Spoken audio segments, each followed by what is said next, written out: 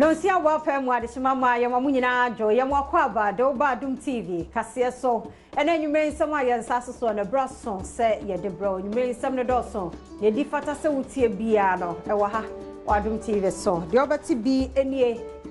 otumfo se titu abebi o de atoda chiremu se Malta mampani ne nsam a wo kan de pefe sa yonkofa mapade nen ebi do man Ghana ne won mo entem free SHS also for where Mumasua so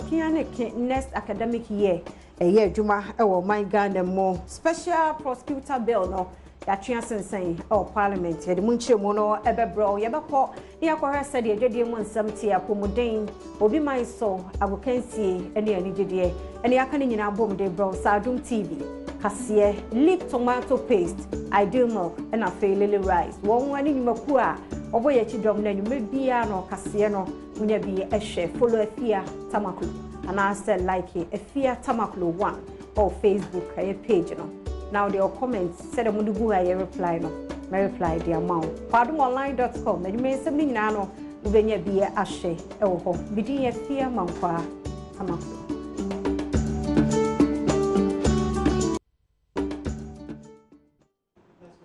Yamwakwa Adom TV kase so afa nyabre ne hwe nsem ni nchiremo ankasa otekoko so tumfo say tutu abebio asante hene ene na odi nsem ahodo to dwa Malta mampani aboman Ghana mu na ne nsra hwe ni nyina no egina ayonkofa mapa wo mpese koso aman no mienu entem titru afa nnuma emu nsem ne no ene otumfo say tutu abebio de atudwa chim sama me ne kasa nko ano ede de pefe sa yonkofa no ya sha ase ya no na bebo nso ama man no mienu nyina no yenya mfaso okone na so ewo na himfie ene ode nsemi atudwa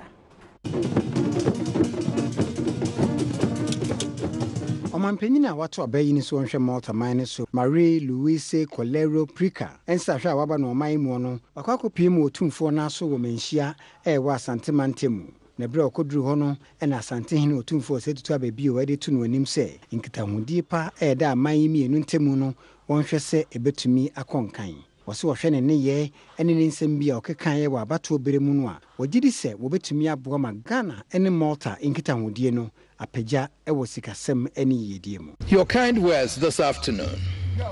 assures me that under your leadership the joint cooperation between Ghana and Malta will bring fruits where jobs, development, economic development would be enhanced between our two countries. And knowing you to be a social democrat and a doer, I would challenge you, and I believe you would do that, to help cement this relationship. On Ghana-Malta relations, let me emphasize that the decision of the two countries to establish a permanent joint commission for cooperation underscores the mutual recognition for more and better engagement in all fields for the mutual benefit of our two countries and peoples. In view of Ghana's resident mission in Valletta, your capital, any discernible and noticeable progress in Ghana-Malta relations may be worthy of emulation by other African countries. Abredu se Malta mampanyini Colero Prica ekasa no wode tudwa se aman mienu nsa wosodie eyade ehia enti obedi obetumi bia de aboa mampuntio aba aman ntem. Your Majesty, dear friends, we have come here to develop these collaborations and partnerships so as we can create jobs, so that we can together create prosperity for our peoples, so that our peoples, through your visiting Malta and Maltese potentially visiting Ghana, will develop people-to-people's contact so that our peoples can understand each other better. We can share much more. We can appreciate our diverse cultures. We can respect each other more. We can give further dignity, because we believe that we are one human race from wherever we come from, whoever we are. So in that way, while building businesses together, building collaborations and partnerships, we will develop a deep friendship, a sense of brotherhood and a sense of sisterhood, so as we can really build prosperity for our countries.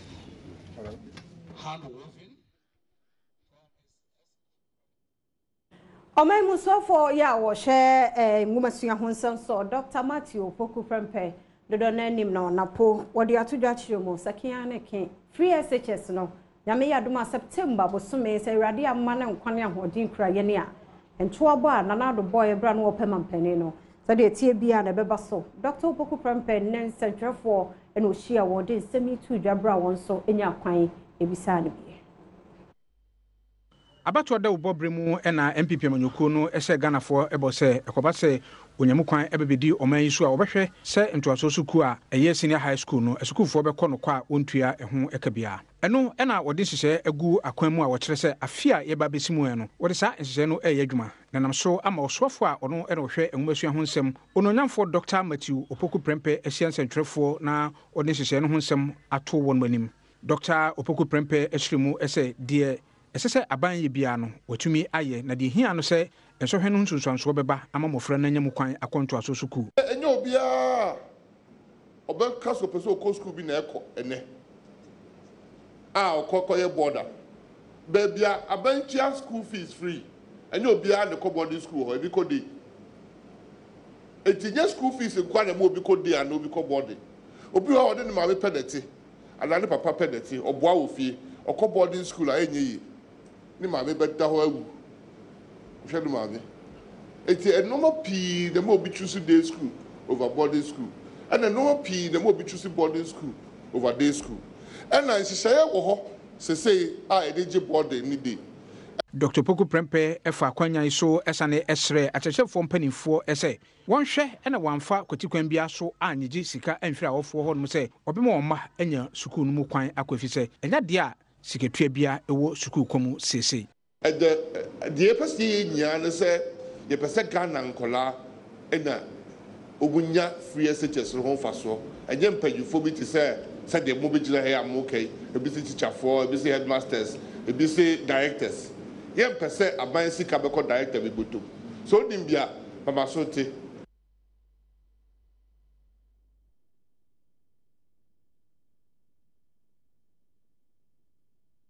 Asofo ya wo hye Parliamentary affairs so no anso komra so beja fie mu a edom dodo no ene da won mo no ro say chairman Sambonsu ene die special prosecutor bill no o ma bo asensen e wo mra hye beja fie mu ne Zongo Development Fund bill eno wo wa bo asensen ni nyina ne se mra so beja fo no pentiasie wo mu niema bi hye dan kekansie ni yie nti no this wo mo hye da sa de koba no mo sa dwendwen hu bi me no ena so wo mo gitumu a ebeye adwuma ntoaso na Adom TV kase edeba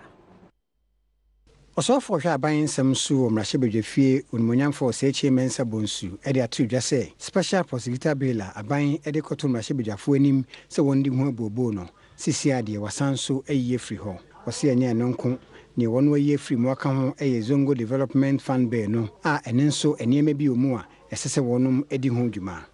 Yesterday the Committee on Constitutional, Legal and Parliamentary Affairs led us to consider their reports involving the bill about the Special Prosecutor's Office, which was late, and determined that we shouldn't, as a House, consider it as urgent. The House agreed with them. Equally so, did we consider the report from Finance and Local Government Committee relating to the Zongo Development Funds. Mr. Speaker, that being the case, on behalf of the Attorney General, I want to withdraw the bill that was introduced, seek the leave of the House to withdraw the bill that was introduced by the Attorney General. Minority Chief Whip Munyamfo Muntaka wa Mashebedweni wa Sawase litujwa se neni agye se NPP fo ate ase na ne na wono moka efa special prosecutor bill ho no o magye atumu. I really wish the ministers that laid it were here to do the withdrawal themselves, even though I know you could have done it on their behalf. But it would have been best, because if you look at standing orders, usually it's those who lay it that will have their mandate to withdraw them. But in reference to the majority leader, knowing that these days, majority leader and minister for parliamentary affairs, who is struggling to collect our building, the parliamentary building for us, I agree with the second. Acting Kono, our Yellow Crop traditional area, or Sayem Tete, or Donko to me, ya water so bako, and they the Electricity Company of Ghana. Teach you one I wore a year Yellow Crop on Potamu. Say, member and your margins or Monkwa Quantacro into a mobile popo when you go man for so, and as one more the boobia one more penal. At the baby day, I want some reno, a besson. When he didn't send me to John or Secobasana. Nedin tracker at bar customers and yet my 4 electricity no 1 month. That here for Bashano so many. Then important more told ya or 1 for any ECG for the Bonnie and Yokuma. Fain I away from Mako and Penny for Atnasia. I mean, Nuntia Dumasa Chassia or Electricity Company of Ghana. Ya was so many and important more. Nana you didn't send me a tuda. Onipa wo hwena nan mu chirama wo mu wo Yellow Crop traditional area o sayim tete odon kotu me odikan e de ato anyini mahode adwuma Electricity Company of Ghana fo anim say ma wonye wonadwene se Ghana haisi ane se wono nko a ne ton anyini mahoden e ma adehie ni ntiabuo bi a won mu pa bia wo sori o de beji Ghana fo wo se wonhwe so obeye adwuma ne ye se de beye a Ghana fo a wono woni di nsa wo so no obenya emfaso wo adwuma a wono wo mo ye ne so na de nsami tu dwabra one ne mpanyinfo ne nyine mahodi mu adwumayefo hia ye esiane nansia kasakasa bi esori wo so manya a na wo prepo masibre se de beye a asumdwe beba afanu ne nyinara entem. We the receivers,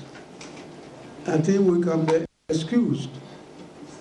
when we complain about the steep rising tariffs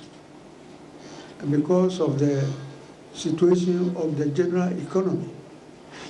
and the fact that our earnings are limited and cannot rise with the inflationary trend, especially those on fixed salaries and wages. You cannot go back to your employers and tell them every 3 months that the electricity bill has gone up, so put more money on my pay. Therefore, it is a matter of management. Electricity Company of Ghana, too, have to take care of their cost level and not assume that because they are a monopoly in their way, they can slap on any level of bills at any time. Yenya we so ntwe ho kofi abofo inkrato ye ban sam no ne aka chiri no e beto aso.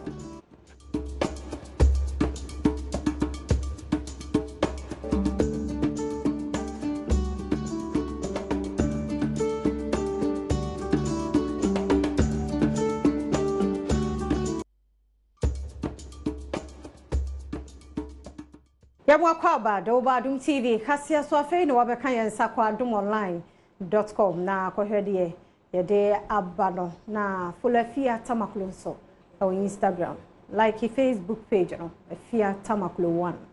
etwaso na ye de akwa Asen North na mensi no krache pani na kasai Nicholas Kofi Bako na make say se beye na Asen North be gina na so betumpon e bibia mu no na one more pouch medie bi ho to master yes we can Asen man there say betumi aye ni nyina no eye bi no mie no mo a ye de beboa nti wona free Asen ne mpatamu bia no ye gento bo de basa na yakeka bom na ye yie na kuro no e ko wanim botaye tachire no wona Adom TV kase etwaso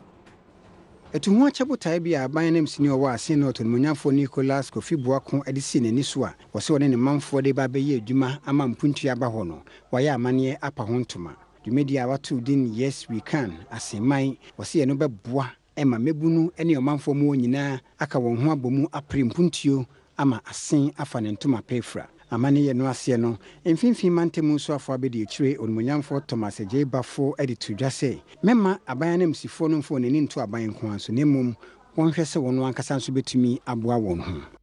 aban kwantimi ye osan nkran so ye dey oba no beboa bi se na American fo omde aye maso mo ka no ede na betumi aye de aboa American man enya de America ebe yamam ndi se nyina ekura sa adwen ni bia ede be ne betumi aye de aboa asen man ade be ne betumi aye aboa Ghana ade be ne betumi aye de aboa mfimfin mantem eno ho asem na yenua Nicholas Kofi ba ko hono abo o ka ho asem na mafasa akwanya esu maka se yenua mo aka omo MMDCs for Ghana nyina obi ansua na yen sa program na mo se ya betumi aboa na mo de me ka aka ho no se many nye ade aye taye mo Ghana so ya ba lunch ade ni aboya nsem fanfa ye ni age ye koya na de na jiegu me pese afise ene anamfie mienu achi no ye hia na se ye bu nkonta ye take stocker ye won se program e be lunch no eba asoni sa school down we yetimi asi sa hospital yi ana chips compound we yetimi ye say wo ho yetimi ye say yetimi eno no ye ne sa na program no mfaso abaso Honorable Nicholas Kofi ba ko ni na mane bofo afeda mokasa ye cheche botayi a etai ne dwumedie no achi me ba office ni hu say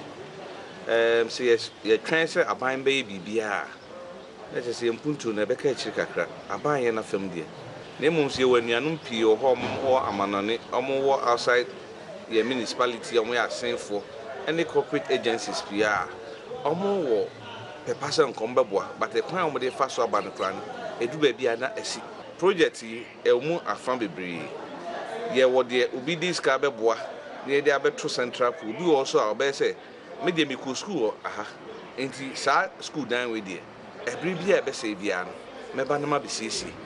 obi also why na dwen say opese osiesie ba bi na edi ne din yeden eto so ye fa no ye educational eto sin me bai me say omonhwe school ase kra omo hwe en say ye ndumi ankoni nya kra ye nya be 60 schools ase kra wo fa ye health facilities so eto sin agriculture sanitation nefi emrante ne mabawa omo dwumasem eno mumpuntu enti saa ai sector sini afa say ye be sini ginaye ne ahwe say ye be pediam ahimfo bi a wono ko dwumedie no ase de negie ene adom kase ekasai dwumedie ye dwumedie bi a ebeboa oseman abo mu para ne mpani enkanka ye nananom efise eyade a yehwe ni moche eye asen man yes we can eye adepa na bibia wo be bia emfa ne sika na ho de ne bibia emebo asema na enkoso sa dwumedie yes we can asema no mehu se senia one for politics anka ho no frɛ adadafo no nyina ka ho no de mehu se dwumedie no betu na ebe koso ma wasema no dwumedie ti say adepa ko hia pa ne se bibia ebede pepin transparency nem kuntebu papa se futu bia bia sika bia bia no ebekọ futu papa mu na nkuntebu papa na bibia ide be yenso ebeda di mu bia mu na did se ebasa na we be sha manfo kran ma fufo abeka ho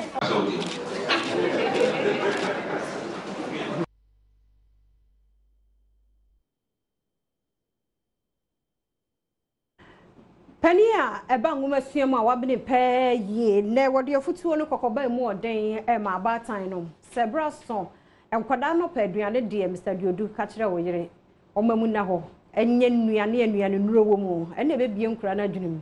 emfa ho ne de obeye sanopa de no nko aye okay a nkura no omo da ache na yenya no to na ayira wo foforo je sa apoe ne fa ma nnuane no nkuma na nsemi wode to dwa na eye school pon ba ko more graduation I say and audio to semi am I.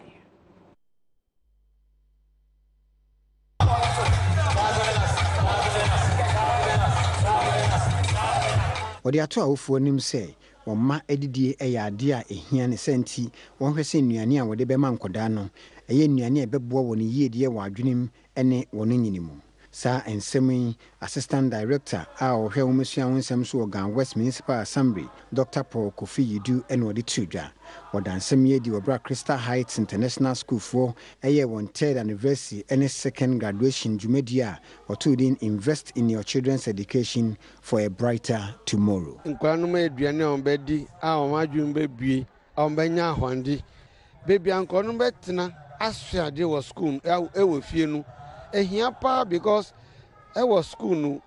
adan wo ho na baby ankonu mu etra asuade nu wo ho na ankonu kofia so woni be edan obetra mu e wasundwe mu asuade aye no homework odi free school be fia eya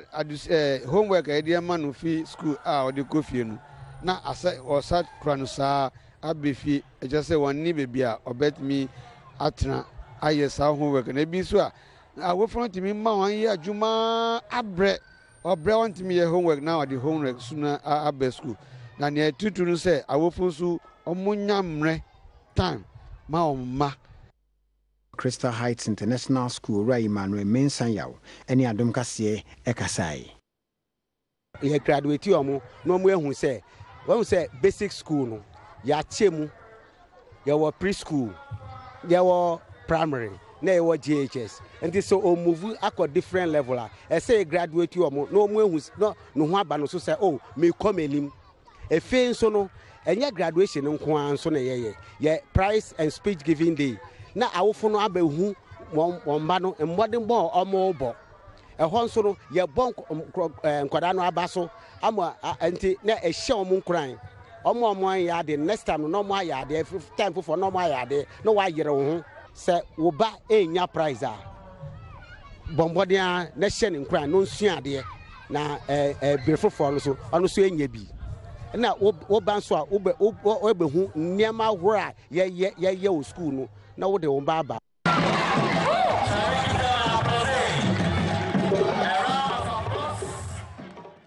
General Transport and Petroleum and Chemical Workers Union, World Trade Union Congress, and the Atuja Metro Mass Transport, so you may for Wokumase, or Munchu Fred Manimon, Cecia, then you know your one Ankasa, one Bambomo and Semuntia, not Sansemwena Bar, not a Report Junction Depot, Metro Transport of Woho, and MPP Ma, a Tuasha Womoso, Yabana Bar syndrome, Nedaso Womo. Ntiane pa no twa no wo mo anya adwuma no wo mo mfama wo Adom TV de akoso ne nsema mpanifo edi tu dwa no ye to aso. General Transport, Petroleum and Chemical Workers Union of Ghana TUC edi futu ama woni kuoma wono Metro Mass Transport Service ne nkrabate wa santemante mu se won hwe so won fa no ho nkwahye basabasa ya ekoso ewo wonatana ya kese ewo kumase ni mu no ene se NPP amanyoku no mabia wono buo fupa wa santemante mu ne de sobo ebo owura amoakutufuo se wakofa onipa foforo se adwuma edi ama owura Daniel Eje ni mboaten se wonye no sa nipa no embrambeye we emeku no eko Metro Mass atena ho ekokire woni bufuo ewo ho Owura Kinsley Ado a woye dwentene ma santemante mu NPP Organizers Association ene Adom kase amane bofo ekasai. We heard from the transport minister that they are giving the nod to Ejenim Boatin as a depot manager. So we organizers writing a letter to the regional chairman and then regional minister that we appreciate what we have done. So for all of the sudden, we don't know what happened. We had another letter that we are appointed Nicholas.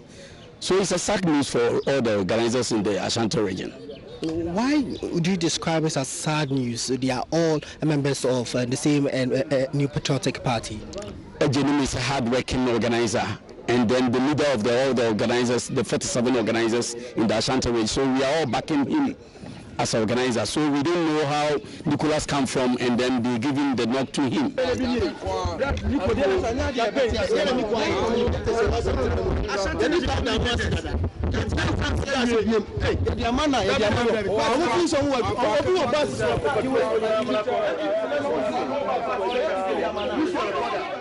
Risono yanko hesedi ya pomuden samtie na endpoint homeopathic clinic ho ene yakọ nofo o prostate kokore se ehwo atechima okọ endpoint a obebo kofa herbal center so boyen ne malaria na hawo kokọ no ma benya kofa herbal mixture wono ma ho beto pa heaven is satisfied spray na ntontom aba ye stubborn ukune ha no wafa ha na unya heaven dia ukuno study tie bia no bewu wada ho ma ye ko study apomuden nsem no eti apomuden nsem na braso ye de ba no na Asanko Gold ene US adwumaku ansha banse aka won ho abom amane ime kasai won de hospital niema ye ho kaso $1.3 billion edi akọ Amansia West mensinimu ewa Sante Mantemu Adom TV kase etwaso Ejimeku a wondi ni Asanko Gold ene ekubi ensha bansase a wono wo America memu aka wo ho abom edi apomde ho niema ne bosum $1.3 million akwakoma apomde mi aya hodo wotwe ewa Amansia West mensimu wa Sante Mantemu na sabia mprempre ni 3 ye ya wono kopie ho ene St Martin's Hospital ewa Groesum ebra wono mu dan niema no ama ya sabia no no Charles Amu oye General Manager Operations edema Asanko Gold Mines echere nientia wonom edi dwumetisa. Let me emphasize that every beneficiary health facility will receive medical equipment and supplies based on the agreed outcomes of the needs assessment. And I am optimistic these items will put to good use for the benefit of our people. Dr. Ofori Amanfo awoye medical superintendent enso edibi etoso. Achede ya ba ya de be ya adwuma. Na nso eto de bia ne mo ya kakra. Anhwe ya o ma ya so mo be dia waresa no kra de bedru ba bi no. Efi akra mu ntimi ma. Ena maka me bompa ye. Sai ke nsu tonra. Dominic Dobin awoye kwankyerefo hwa pomde nsem so o mensini mu enso ne Adom kase kasai. Ya omu yesese me ebro mentiase yo. Tam abrofo no ba ya ye call from facility to facility na fees agro bi ni yedi. Me o ha na omo frem so no mana bedu ha bonti omo pe signature. Na ye tuni ayi no mana. Mrs. Containers in $1.5 million. Regional director say Odamwasi. What your footwo ne kokoboy mu odin ko ma Ghana ni bia a menso meka ho bie ya se ya ho bone eti ya ne sorry drasto no we yachi ho na ne ya kodi adura no osese suban no ebra so se yachi ho free ho fi se painkillers bebre no eno na nei ede okram ewo kidney mu no aba edoso ne mom se honam bia ya ne ho na no yetu anomoko ayaresabia eno no ombekom suko no mahunu adokode airport sense ya nkasa ebe hwefie aye ho adokotafo futuwe Adom TV kase etwas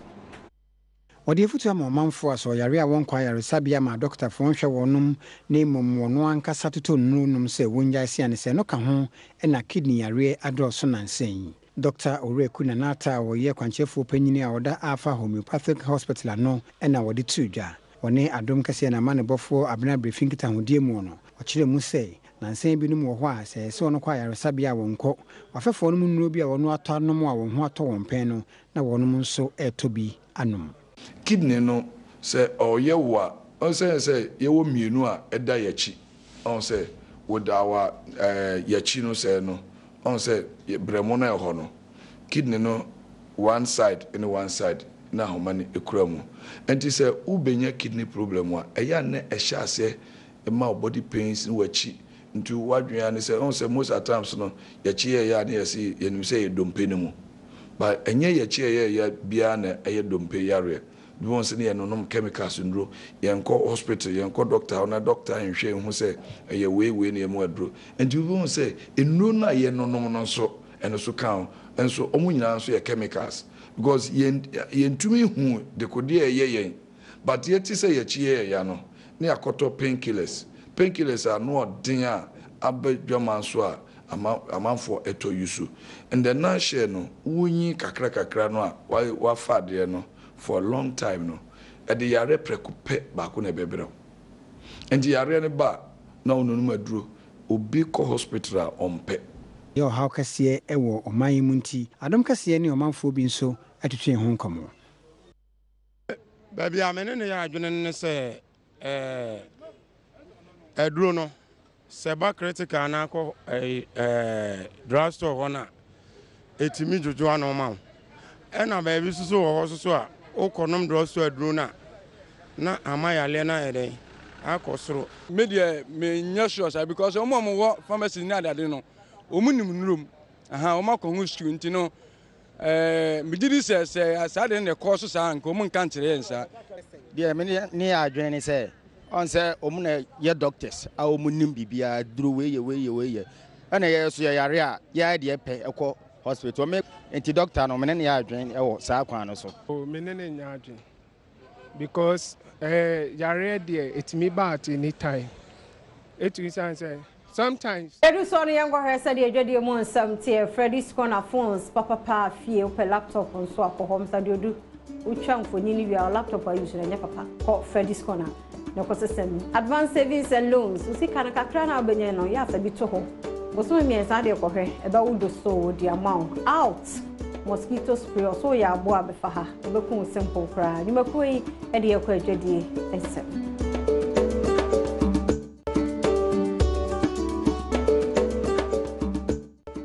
Yehwe said the adwade mu nsam tie na general manager Electricity Company of Ghana Tema region Engineer Jones of Riado ya to Ghana fo nyina nim say nyina mahoden ye pani yie pani papa dia yehwe se brano ye betie nyina mahoden ne ntem obi ho nim energy dodo yusu ofie obuna ni aguso bia na mita no atechema na otwagu wati yemfo ye na ye hu fi yakwambo ne ho ye ni ye a kane na gina so 24/7 now the ye adwuma Adom TV extras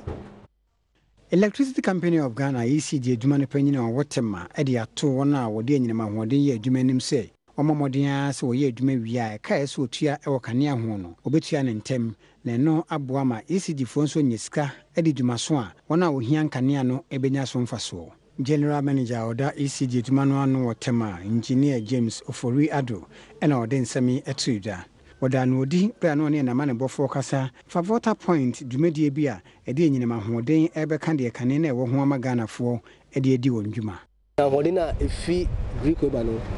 ye ni omo e wo hye a ehia te efia na chese ya checheko miamia a kopim se be ba sa small transparency e wo mpatem na ye twe ina hoden e di ba efi no na impose no something we e mu ba ko a e bo ase na be ya broadcast capacity and reliability. I must say, yeah, if you original bus supply point, it me a transfer and then broadcast load to this substation. Say, for say, or her in Chimu, Edosonum, say, yeah, maintenance, it me a fasa load to do Tamamina uncle of. What to say? The man one word didn't be a man for one community 25, a shaman and after the winner and in Impotimo. Pachi at the effect scanner. You can't we say because say you city components and there were foreign component. The she say sir funny do don't be about say Ghana and I say provided the local component. It is say you this guy the best stress and come for no need some trema omodika na ye manko for bound so say omontua because ever sound so ma affect here. You say you tua sonu asogli tua one omo Spanish na aka ti ebe so man for say say we use anya hodin there we meet no sento chi ma oni power dodo we use nti no bo modi ana why there we betua ana disconnect a last resort say ya confirm 20 instance yen pese ka be cost nti na o say e dey ye ti ana ye track there no but yen pese because obi ko ton dokun I will not come to me on the be TSO and more than 2 bills promptly. Nothing so can you be no strong Omunja via 9 own toy. Yoguswa your Electricity Company of Ghana and Penny for na Cecia dear, Wamuso Wamaba, Wamujana Banane was so many. I my 4 crowd of so by year Jumanche, so many for no be to share Wamuso said near my ye pa and tia before Bam Omuja Jumano. Afedi abrewe ipomakwe mwoma she dwuma na sema managing director eda ECG no engineer Samuel Boachia Pia ene wode nsema hodo atudwa Adom TV etwaso Kwanchefo panyina oda ECG dwuma no engineer Samuel Boachia Pia de ato adehye a wonu wayi lokrobo mpatemu sei wonka wona komanto yem sia ne sei wono beka bomu aye dwuma ewo mpatemu ho Osini esi ya enam sunti akasakasa ba wonom ene so manyafo ntemu no empanyinfo atena se ato adwene masisi ade yie ato aye engineer Samuel Boachi apia de nsɛm yetu dwa ɔbro nanom a wɔnom wɔ yelo krobo ɛne ECG adwuma no mu mpanyinfo di ahyia wɔ Somanya na wɔhwɛ kwampa ɔbɛfa so a ɔbɛka wɔn ho abomu ayɛ adwuma. Sɛ nkita ho a yɛ ne ɛyɛ security agencies no adi no yɛwɔ ahwehwɛm sɛ wɔn bambɔ SCP obetumi akɔyɛ adwuma sɛ na mɛka no ma obi a nsuro ɔnkɔ na ɔmkɔyɛ adwuma polisifoɔ ɛnyɛ bibia na yɛbɛtu dwa nhyɛ yɛayɛyɛ no nti megye di sɛ ɔmbɛtumi akɔyɛ adwuma wɔ asomdwoe mu sɛna yɛkaayɛ no yɛayɛ nhyehyɛeɛ obiara ɔwɔ ɔha obiara no ɛnkɔ yɛn district office hɔ wokɔ a yɛn adwumayɛfoɔ wɔ hɔ a ɔmo no bɛtena ase ahwehwɛ w'asɛm anaasɛ biribi a ɛhaw emu na ne yɛsɛ yɛde to no na yɛde ato. President Emma Freddy's corner advanced savings and loans and a fee out insecticides pay one day adwadi nsɛm ne bread dey do so no yɛnkɔhwɛ sɛ de wiemu nsakraeɛ no ɛbɛyɛ dɔhwɛ duonu ɛnan amantam du no nkuro bi hyɛmu a yɛwuram na yɛde bi aba yara Ghana ɔyɛ adeɛ yie akuafoɔ mo fa bi engumu dɔbaeɛ no so ɛbɛso dɔ so kama ɛde ama wo yɛnkɔhwɛ sɛ de wiemu nsakraeɛ ɛbɛyɛ.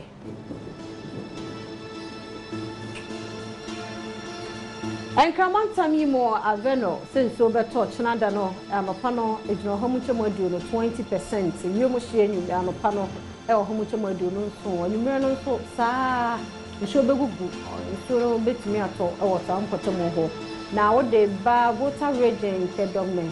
hoso nso no beto pa na e ya anopa no enumere no mom na nso no be fefe ase bosu de mom wiemu hye nyu no ejino homu chemo Aduonu eniensa ewo Fedom wo Volta region. Yamko northern region so also so beto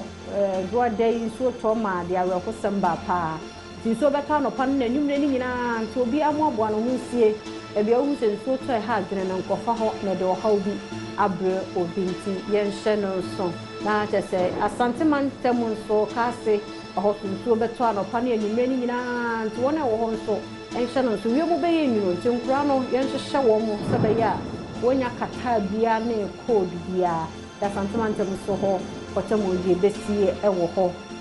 no yara Ghana ɔyɛ adeɛ yi asase wura fa hodom no na wodɔbaeɛ so dɔ so fama wo de du so no ɛyɛ agokansie maybe someone of fire lady or the twaso Mama akwaba de ba agukensie so chochoti katapreka lomovitas cowbell cafe boafo herbal say male popa pasoe ana GTP news tower enebo mechi do mamede ensem no abrewo na yen konsem no mo ene de ye wo eye Accra Sports Stadium eye Oli gbogbo oli mashi oli eye Sero Pari oli eye chese oli dini de edos bebre womo ene Black Stars team B de eye agukensie ehye so a chese eye anyankofa akensie ya womo de esiesie omho de akọ eye chan qualify womo ebebo no mu na ene ompie mu no omo etimi hye oli 2-0 ema no so ehho ensem ebepie mu na ensem no miguso amede bra odia na ora bet come ya wono eye CEO edema eduana bobokuo no wodi nsem bia todwa wo chese eye GPL Ghana Premier League break na wo mo break ya na wotwi wo mo akobo eye FA Cup no nya dia chese ebe ha adwen kra wono so ede nsem atodwa. There's nothing you can do when such force majeure comes and other very important assignments are there. You are forced to go on such breaks because, for instance, what happened to Kotoko is unfortunate. You don't expect it, and we have no choice than to give them ample time for them to recover. What I will also say is that when you look at the CHAN, it's another opportunity to brand Ghana, and for that matter, I would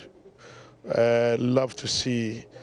our full force to make sure that we get the ultimate. If we can achieve that, then we have a role to play. And for that matter, the decision